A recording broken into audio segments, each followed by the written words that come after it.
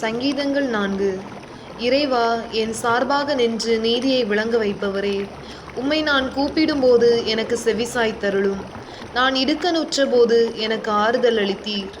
என் மீதிரங்கி என் மன்றாட்டை கேட்டருளும். மானிடரே, இன்னும் எவ்வளவு காலம் கண்லஞ்சராயிருப்பீர்கள்? ஏன் வீணானதை நாடுவீர்கள்? பொய்யானதை தேடி செல்வீர்கள்? ஆண்டவர் தம் அடியார்களுக்காக வியப்புக்குரியன செய்கிறார். இதை மனதில் வையுங்கள்.